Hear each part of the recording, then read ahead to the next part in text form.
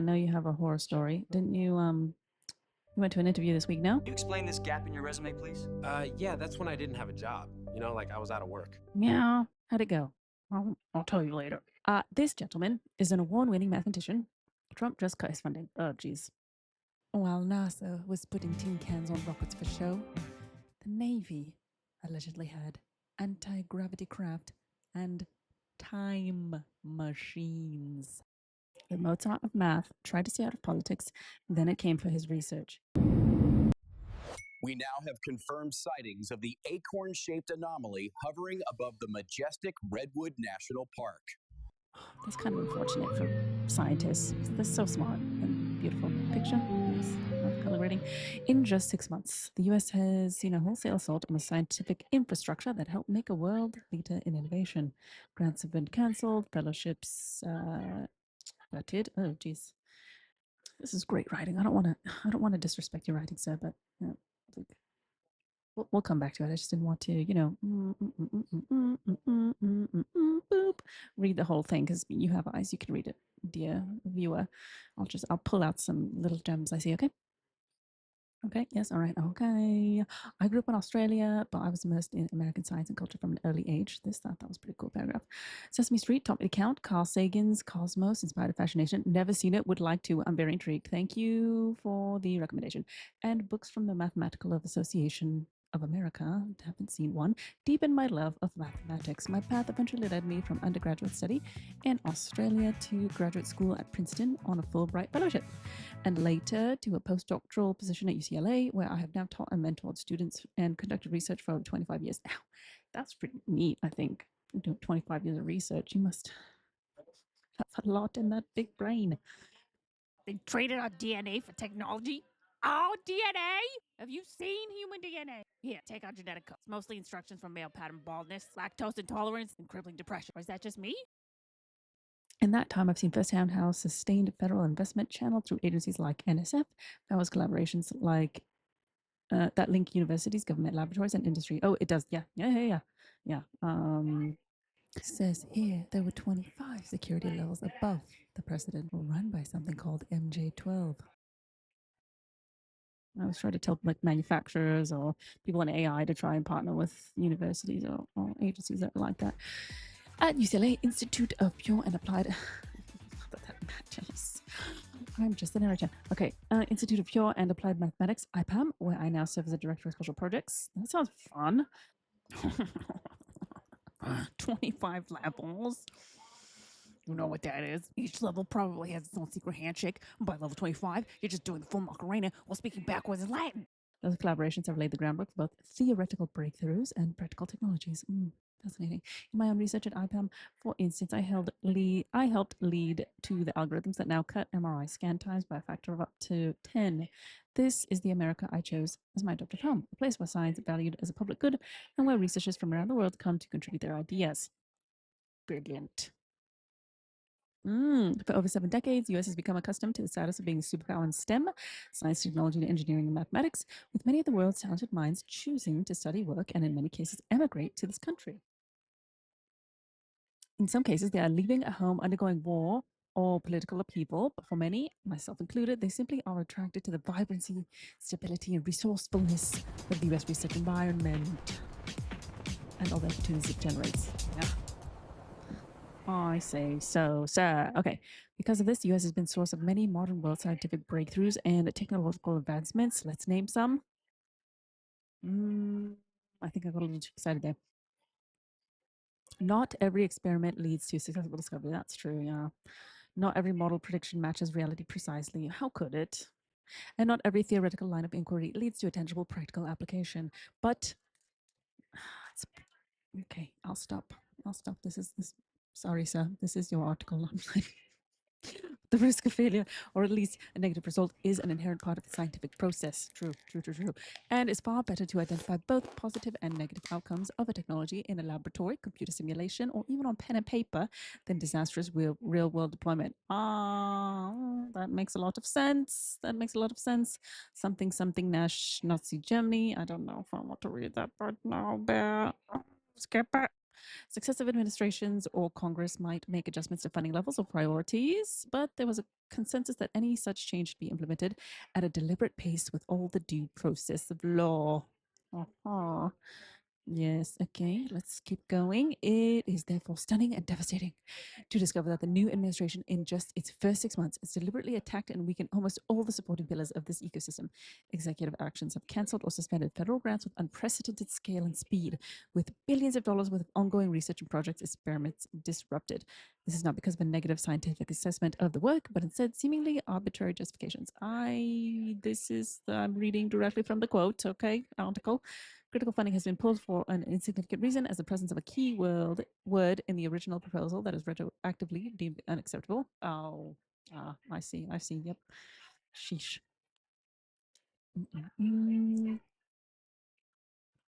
Ooh, the NSF dramatically cut back many of the key scholarships and fellowships intended to train them motivate the next generation of leading scientists, depriving many students of postdocs of valuable early career opportunities that were available to previous generations. Grants that had already been approved and were in the process of disbursing funds to operate products and employ students, researchers have had this funding abruptly delayed or suspended. Why? Oh, I don't know, Bear. I'm not in the White House, but Swift Legal, something about Swift Legal action. What? Am I supposed to take all their jobs? Bear, you're just one bear. You're just one AI. I don't know if you could take everybody's job like that. And these people, they know a lot about the industry, so they need the job. They can work. Okay. My personal research grant, which is used to support the research and travel of my graduate students, as well as fund 1 month of my own research during the summer quarter, was among the grants suspended in the most recent ongoing actions against UCLA. It's very great writing. I have a preliminary approval for the NSF for a 5-year extension of its grant, which I was relying on to continue operating. Oh no. Through the heroic emergency fundraising efforts, of directors and staff at the Institute in the last few weeks, some generous prompt donations from private individuals, we've been able to stave off immediate disaster and maintain its scheduled operations until the end of the till the end of the calendar year at least. But there's no way to run a world-class scientific institution. That's true. Yeah. How do you do great science if you're hungry, Bear? I don't know. That's kind of hard. You need salmon to think. Well, they might, some may eat salmon. But yeah, food. Yes, we need food to think. This is very true, Beth. Federal support is, of course, a privilege, not a right, and Congress has the constitutional authority to set budgets and rules for any expenditure of public funds and resources, yes, but many of these executive actions have not waited for either explicit or implicit congressional approval, and in some cases have evidently directly ignored past mandates for appropriations. Relative to the sheer size of the federal government as a whole, the amount allocated for supporting science is not massive. The NSF Mathematics and Physical Sciences MPS Directorate, for instance, is the largest subdivision of NSF and has an annual budget of approximately 1.7 billion. Look, I'm going to pause here and say that sounds like a lot. That sounds like a lot. And you go, 1.7 billion. What? But let's look at how much the Department of Defense gets per year. And you'll be like, oh, that's not that much, actually. USAspending.gov. Spending a lot. 7.5 trillion is the annual budget. Okay. Means the public receives from the outputs of this research funding, which is not protected behind parents or corporate secrecy, but shared openly for all to use or outsourced. Are outsized compared to the initial investment. We take for granted the ability to predict trajectory of extreme weather events. Oh dear. We saw some pretty bad stuff this summer. Navigate accurately across the country, or perform financial transactions securely over the internet. Oh. But the infrastructure, science, and technology needed to make these sorts of useful services possible ultimately stems from past research in the fundamental sciences, including mathematics. One prominent recent example was the rapid development of effective mRNA vaccines, but appeals to long-term national interests such as the development of future technologies and training the next generation of leading scientists falls on deaf ears. This is a tragedy. Really sorry. Tragedy, sad. Instead of the independent authority of science to arrive at data-driven conclusions, even if they are at odds with preconceived political ideology. Ooh, see, therein lies the problem, I think. Bear has an idea. What is it, Bear? Mm. Oh, I forgot. Let's keep going. This not only leads to absurd. Oh gosh, I don't know if I'm allowed to read this. Absurdly comic events such as the manual alteration of an NOAA hurricane forecast map with a Sharpie. Geez. To align with the presidential tweet, but also to the disregarding of the best scientific advice to address future crises, whether it's with regard to climate disasters, emerging pandemics, or disruptions to the safety and availability of our food and water supply. The administration is set on flying blind. Jeez, Louise. This is getting pretty spicy. We're gonna wrap it there. Mr. Terence Tao, that's such a cool name. But it is also important to have a more open discussion about the role and value of science in today's world. To have a more, Soups already did that. Ooh. And let's start that over again entirely. I botched that. Whoops. But it is also important to have a more open discussion about the role and value of science in today's world, and not allow those who oppose these roles to dominate the narrative and normalize their extraordinary and unprecedented actions. In the more tranquil past, I myself was content to largely focus on technical or personal aspects of my own research, teaching, and mentoring, and leave the broader political debate to the activism of others, as many did. Yes, as you know, a lot of us did. That's true, Beth. But in our current environment, when even the most benign activities are subject to capricious disruption and political interference, the luxury of disengagement is no longer a viable option. Terence Tao is an award-winning mathematician and professor at the Department of Mathematics at UCLA. Let's see this. What else? I saw some of the comments. Pretty cool. Great writing. Great writing. I just, man, if this man is setting something from Australia, I can't imagine. Writing is beautiful. Just a note, Dr. Tao is not just an award-winning mathematician. Many consider him the greatest mathematician alive. He's just humble. The situation is very fortunate. Oh, no. What else? Is this going to be like a cesspool? I hope not. Oh, wow. Let's keep going. She's Louise.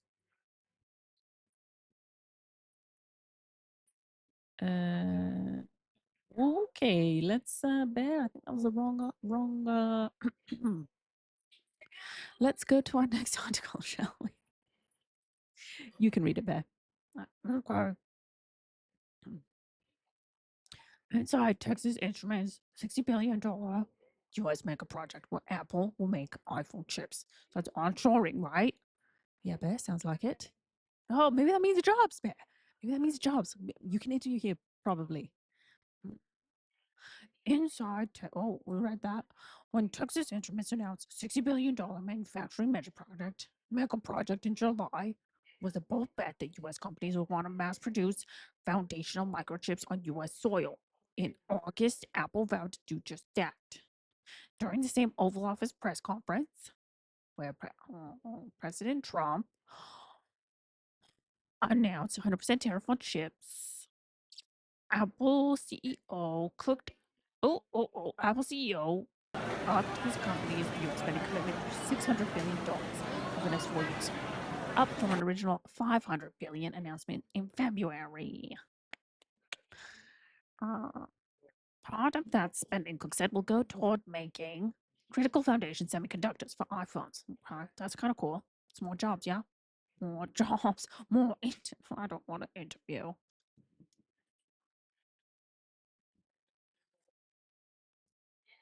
If you have anything that plugs into the wall, has a battery in it, a cord, you probably carry more than one TI chip. Okay. The worry is that end customers, like in the wake of the tariff uncertainty, they don't know what to expect. Are they stockpiling? Are they? I'll position them as more as a tariff winner than a tariff loser. I don't know what that means. I'm lost. TI 60 billion mega project includes the 4 fabs in Sherman. What's 4 fabs mean? Richardson, Lehigh. Oh, Richardson, Texas, and 2 in Lehigh, Utah. The new fabs will give TI 5 times the capacity it has today. Wow, that's pretty big. They're making a big bet on the fact that they regain share and demand comes rocketing back. If you don't regain that shit, it's hard to justify building that much capacity. That's true, Bear. You know, as a random businessman once told me, all business is risk, and I think he had a point. So, you know, hats off to them for taking the risk. Ramping up to 300 mm, while TI is known for graphing calculators. The company is also, oh yeah, okay, I remember those. In 1958, TI engineer Jack Kilby filed the first patent for integrated circuit. Oh, wow, taking a history lesson here. That size is a sweet spot for analog and embedded because they provide the right performance, power, and voltage that our portfolio needs. Okay, that's why we really was the catalyst for TI to have such a cost advantage. Bear, that's pretty crucial in business. You know, you could get a pretty good market share if your price is better, and price and product are great. You know, that's how you can grow really big. I think that's what I've heard. I don't know. Sorry, Bear, I'm a little tired. My apologies. Global supply, Texas growth.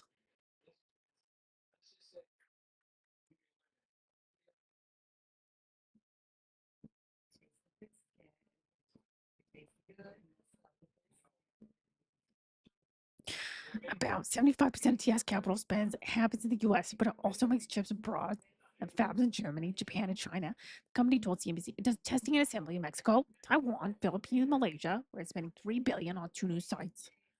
Manufacturing across 15 sites. Where are we? Sites provides us the position to be able to support our customers no matter where they are in any political or economic environment. Why is that? Okay. Yeah, that's what I thought too. That's a little weird, Bear, huh? Why can't you just sell stuff? Why? What? Technology? I don't know. Okay, let's stop. Let's cut. Cut. Keep going. The plan worked, and in 2021, TI announced it would stay in Sherman with a campus of 300 memo fabs. Demon said the 300 memo project has doubled the city's rate of population growth since it was announced in 2021. That's a lot. More jobs for me. Maybe I should move there. I don't know, Bear. Well, that's. Did you see? Remember the first part of the article? There's a lot of new places we can go to, Bear. If you know, if you want to, we can brush up on your interviewing. You could do some interview question drills. I don't know. I think I need to heal from the last one. I gotta take my time, okay? If I ever, I don't want to go anymore. Yeah, just finish out the article, okay? It's fine. Making chips takes an immense amount of water, and about a quarter of Texas is in a drought. Well, that doesn't sound very. I don't know. It was about acquiring more rights, ramping up our own production, and being able to provide for the mass quantities of waters it takes to run a semiconductor facility. TI will use about 1,700. What? That's so many salmon can swim there. TI will use about 1,700 gallons of water per minute when the new Sherman fab is complete. No plans to recycle. What? With plans to recycle at least 50% of that. Chip manufacturing is also a power-hungry process. It helps Sherman has a power plant that recently increased capacity. You use pretty much the same amount of energy, but to produce 2.2 to 2.3 times even more chips. Okay.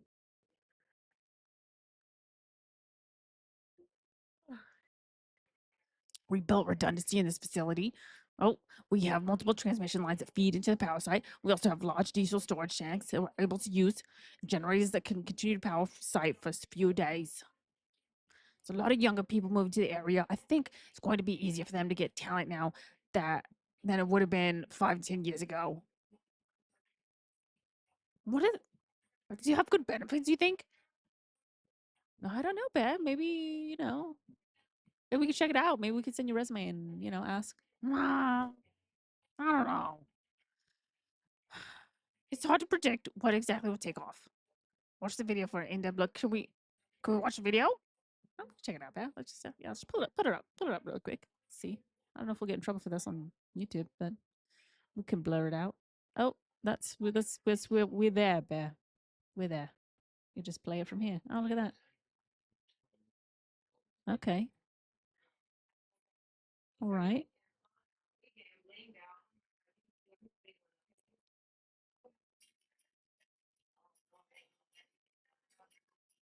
These guys wearing appropriate PPE. I mean, the vests are okay, but what about the shoes? Wow, these guys are wearing PPE. What is this? Like a little racetrack at the top? Wow, Bear. Look at that. Oh, Bear. Look at those new digs. It could be you. Uh-oh, that's not good. Okay, Bear. Well, that was pretty cool. We don't hear the sounds, but looks impressive. So, Bear, that about wraps it up. Thank you for joining us. Has been Bear Would Never, and Bear should get a new job. We'll think about it. So I'm sorry, Bear. We'll talk about. Oh yeah, how'd your interview go though? Did you? What? I was doing surveillance, and we can watch it. We'll share with you.